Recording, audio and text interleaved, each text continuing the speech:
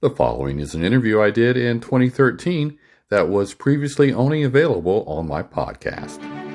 You give context in a biography of the places that a person lived and the historical time in which they lived. I felt that the friends that he had at various times were also essential context for understanding him. I'm William O'Flaherty. Welcome to All About Jack, a C.S. Lewis podcast, a feature of EssentialCSLewis.com. I'm very pleased to have Colin Duriez on the show today. To call him an expert on C.S. Lewis doesn't begin to describe him, as in many ways he is an expert to the experts.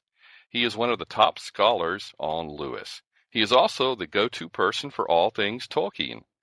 There are a number of books that we could talk about that he's done on Lewis, but the one we're going to explore today is a brand new one for 2013 called C.S. Lewis, A Biography of Friendship.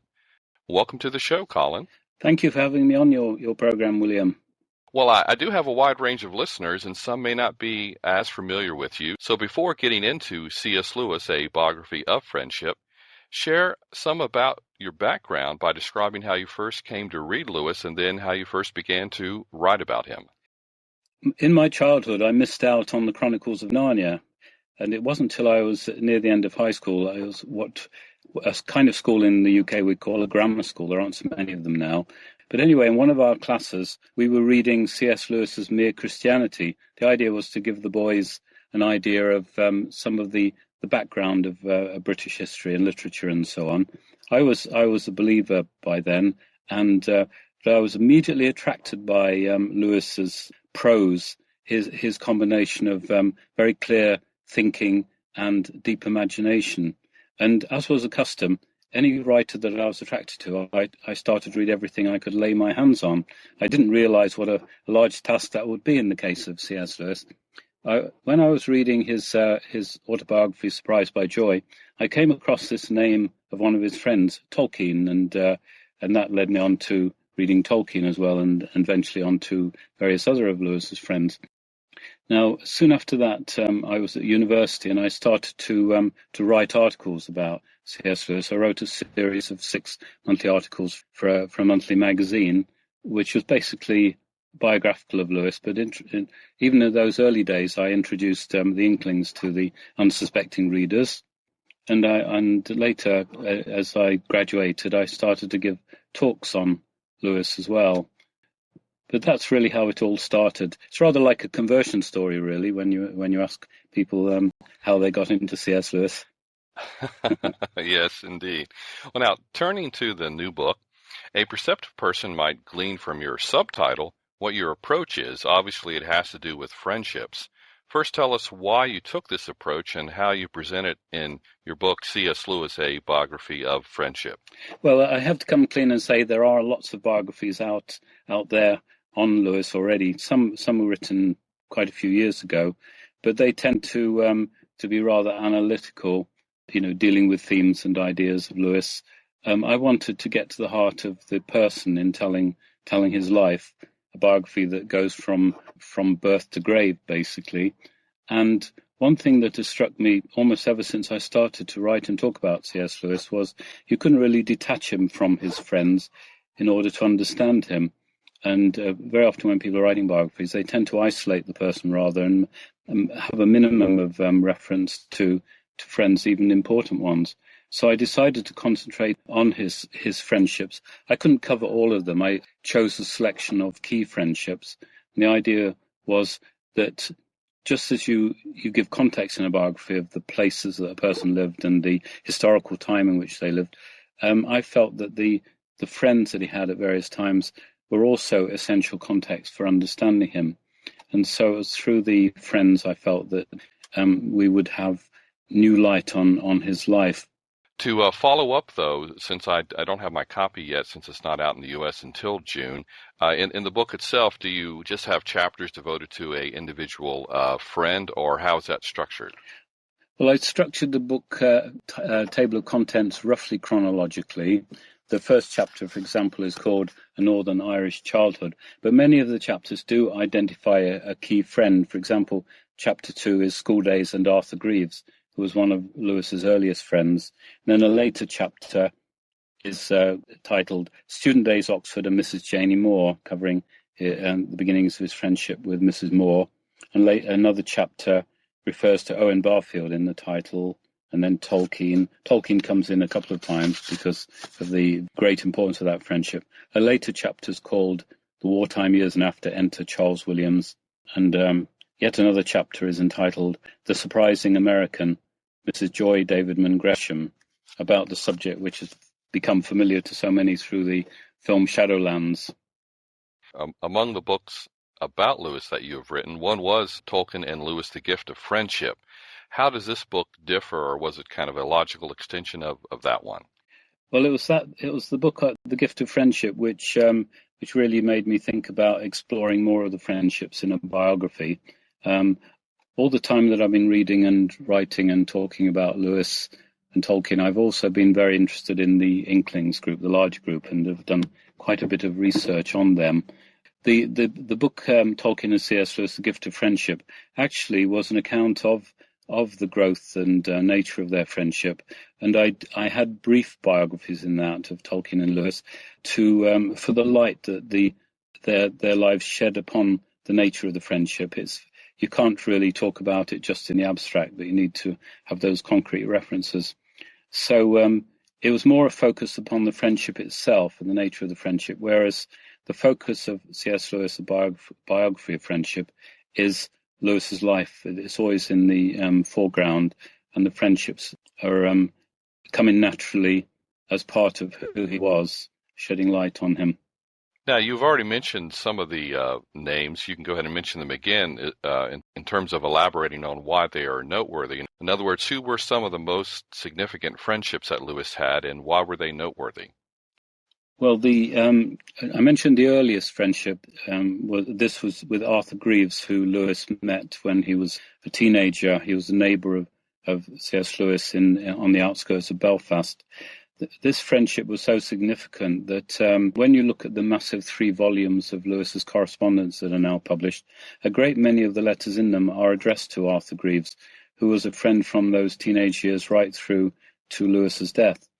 And one of the interesting things about Arthur was that he wasn't an academic like so many of Lewis's friends. He had something in the way that he saw the world which deeply attracted Lewis, and in effect, Arthur was really a soulmate of Lewis. And it was this friendship in the way of seeing which was so important in that friendship, and it gave Lewis ease in writing to him, where he could share all kinds of things that he wouldn't necessarily share with others. Now, I'll quickly mention some of the other important friendships. Owen Barfield was very important in the 1920s, in particular, when Lewis at that time was an atheist, and Barfield had become a follower of somebody called Rudolf Steiner, who was an anthroposophist, which was a kind of a mix of Christianity and esoteric thought. Barfield was very interested in the whole question of poetic language and the way that imagination functions in the way that we grow in our knowledge. Lewis had very different ideas of the imagination for the much of this time, and they had a real ding-dong battle, which Lewis called the Great War, where Barfield was continually trying to change Lewis's thinking, and Lewis was continually trying to change his friend's thinking. So it was a very, very important point in Lewis's life, and the friendship with Barfield continued, and he became one of the Inklings, even though he wasn't able to attend very often. And I think this would take rather a long time to go through all the friends. I think people might have to read my book, really. Well, exactly. Just giving them enough taste to want to know more. Exactly. Well, now, what parts of Lewis's own stories, his fictional works or his nonfiction books or essays, tell about what Lewis thought about friendships? This is a subject I cover quite deeply in my book, The Gift of Friendship, but I do touch on it in the biography as well.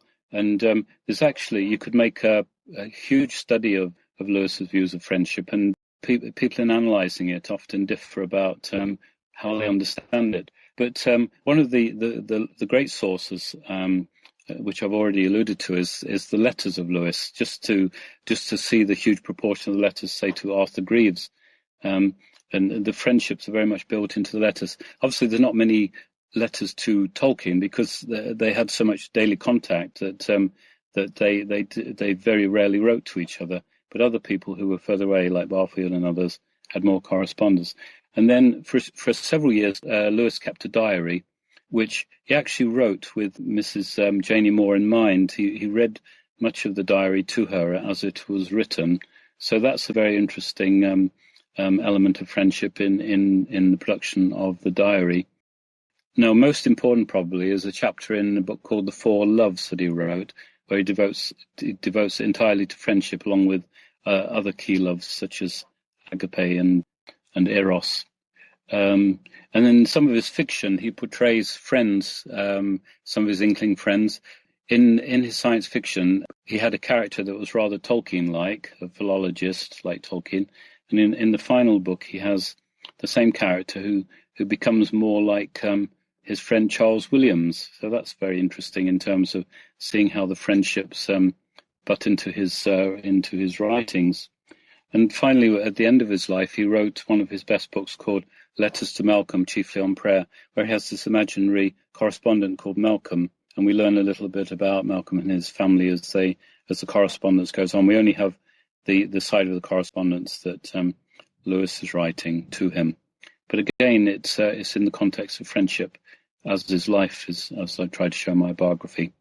What can be learned from the way Lewis allowed his friends to impact his life, and he in turn impacted them?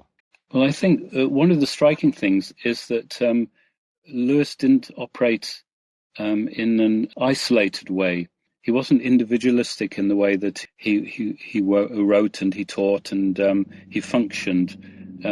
He very much had a sense of a larger community that human beings are in, and friends were essential to his life. So this is something he seems to have grasped from very early on in his life, when he forged this very deep friendship with Arthur Greeves.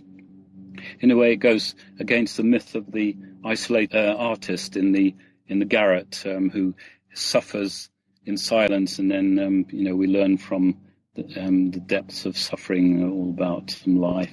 He valued friendship. He needed one thing he needed to do was to read aloud from work that he was writing, particularly fiction and poetry, and this he did throughout his life, not just when the Inklings group was around, but also to other friends outside of that group. One in particular was Roger Lancelyn Green, where he shared early drafts of the Narnian stories, and Green was very encouraging to him in writing that. So Lewis allowed himself to, he opened himself up to his friends, and he took on board comments that they made. Some people have said that he never changed anything when he wrote it. It was perfect when it came from his pen. But that is not true. When you look at manuscripts that he wrote, he did change, and he responded, say, to publishers' comments as well about his writings, and certainly responded to his friends. Now, I understand you have another Lewis book releasing later this year, 2013, and it's a substantially revised version of a previous work. Briefly tell us about that, as I hope maybe we can do an entire podcast on it. Well, the book is going to be called I must remember to say it the American way, the A to Z of C.S. Lewis. Here we would say the A to Z of C.S. Lewis. It's a substantial revision of an earlier book called the C.S. Lewis Encyclopedia, which in turn was based on a shorter book, which was the first book on Lewis that I wrote, which was called the C.S. Lewis Handbook, which was published here in the UK and in America, and helped me to be seen as somebody who was worth listening to on C.S. Lewis. I hope that was a well-founded opinion. But anyway, I've substantially enlarged it, because the Lewis Encyclopedia was actually written 13 or 14 years ago, and there's been lots of development in Lewis studies since then by various scholars. And I've done a lot of work myself, say on the Inklings and others. And so my revision takes into account, for example, the fact that Michael Ward has appeared on the scene with his wonderful book Planet Narnia, and then Don W. King has been doing a lot of work on the poetry of Joy Davidman, which is most interesting. So I built some of that new material into this brand new edition. Okay, well, I'm looking forward to that because I have both editions of the C.S. Lewis Handbook and the C.S. Lewis Encyclopedia. Ah. Well, now, in case we don't get into your back catalog of works in the near future, the other main titles I'm aware of that you have is A Field Guide to Narnia and then the C.S. Lewis Chronicles. Could you briefly describe each of those? Yes, the Field Guide, A Field Guide to Narnia was written with the knowledge that the several of the films about Narnia were to appear in the near future. So I wrote it a little bit ahead of that, of the appearance of the first film, The Lion, the Witch, and the Wardrobe. And the idea was to provide a guide to the Narnian books, which was easy to access for the reader, but in the process to introduce some of the very deep themes that run through the stories. People often have the attitude that if a book's written for children, it means it's very easy to write and it hasn't got much depth. But the opposite is true. Children's books are very, very difficult to write. And certainly the Chronicles of Narnia have great depth. And of course, the depth's been revealed even more by the work of Michael Ward recently. So part of the book was just an A to Z of characters and places, but there are substantial chapters on themes and about the character of Aslan and so on. Now the other book is the C.S. Lewis Chronicles is a rather a quirky approach to biography because it's written as a combination of a day book and miscellany. You know, you have Shots Miscellany and other books of miscellany that have been popular. The idea being that as you go through Lewis's life, you try and write. I try to write it as if it was a day book. So it was blanketing out the whole matter of hindsight, which tends to dominate a normal biography. So you get the feeling that you're living Lewis's life with him as you go through it. It had to be very selective because of the constraints of length on the book, but I was able to represent, I think, most years in his life in some way, and put in some interesting pieces of miscellany, including some of Lewis's very funny jokes and repartee. Yeah, that's a very good book. I've enjoyed that with some of the work that I've been doing here recently. I've been doing a monthly on the Harper Lewis blog about things going on in his life, and then a weekly on my own website. So that's been a great resource to me. Oh, good. Well, now let's consider Lewis in general terms. I like to ask all the authors that I speak with and this type of question. That is, why do you think Lewis is still important to people 50 years after his death? Why is he still making an impact? This is a million-dollar question, really. There was a point when Lewis resigned himself to the fact that he would soon be forgotten as a writer. He'd had his day. He had no idea that he would still be read 50 years after his death. I think just let's start by looking at the quality of his writing. For many years, literary critics and so on often dismissed him, but he's becoming more and more accepted as a canonical writer, somebody who's in the mainstream of literature. That may be a good or bad thing, but certainly become a greater appreciation of C.S. Lewis's quality of C.S. Lewis's writing. We mentioned Michael Ward, but mentioned him again that he's done a lot of work on the detailed writing in the Chronicles of Narnia, showing the qualities of the books. And there's certainly room for more stylistic analysis of Lewis. Let's hope we see more of that, because I think that there's lots to be found there.